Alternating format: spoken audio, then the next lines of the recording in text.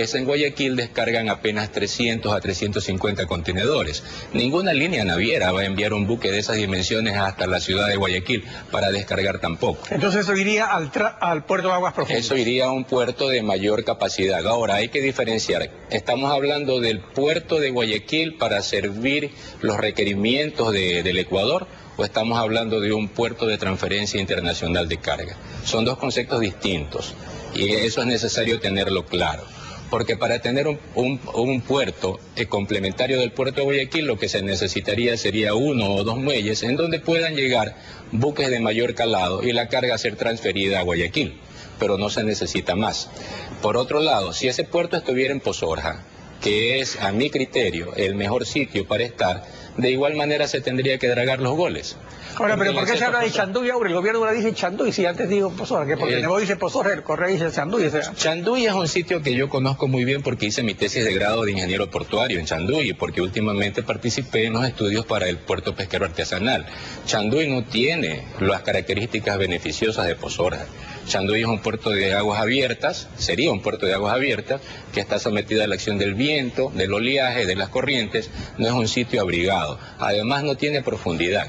Que eso es muy importante, que sea un sitio abrigado. Ahora, suponiendo que no hay el puerto de aguas profundas, ¿qué ocurriría? Que esa transferencia tendría que hacerse en el Callao y no en el Ecuador. Bueno, eso es lo que ocurriría. En una parte ya se hace. Ya se hace. En una parte ya se hace. Sencillamente los buques que cruzan el canal de Panamá o no lo hacen, pero que no tienen el calado para llegar a Guayaquil, pero traen carga para Guayaquil, lo que hacen es dejar su carga en otros puertos para que sea tomada por buques más pequeños, se les llama feeders, y traídas a Guayaquil. Ese tráfico ahora es marginal, pero es previsible que en el futuro se vaya incrementando, debido precisamente al crecimiento de la flota, ¿no? Entonces, el puerto de aguas profundas es necesario y es una solución a un problema nacional o a una necesidad nacional, no es que es un problema de Guayaquil. Ahora, ¿por qué entonces no conviene Manta? O sea, ¿cuál sería, por qué Pozorja es mejor alternativa que Manta? ¿Cuáles serían las razones? Pozorja por la cercanía a Guayaquil. O sea, los buques no buscan puertos ni buscan canales, lo que buscan es carga. Esto es una relación naves-carga. Y los buques llegan a Guayaquil precisamente porque en Guayaquil tenemos la carga. De toda la carga que se maneja en Guayaquil, el 72% se genera en Guayaquil.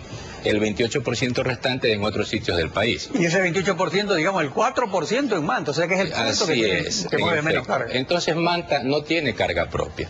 Este es un problema de hinterland, ¿sí? De área de influencia. Por lo tanto, si Manta no tiene carga, para poder funcionar ese puerto se necesita que la carga sea llevada a Manta desde otro sitio. Lo cual encarece el transporte terrestre. El transporte acuático es muchas veces menor al transporte terrestre. Sí, eso obviamente hace que el proyecto de Manta, desde el punto de vista de llevar carga de otros sitios del país hasta allá solamente para que exista un puerto, no sea viable desde el punto de vista del comercio marítimo internacional. Ingeniero Villacrés, gracias por su participación en Contacto Directo.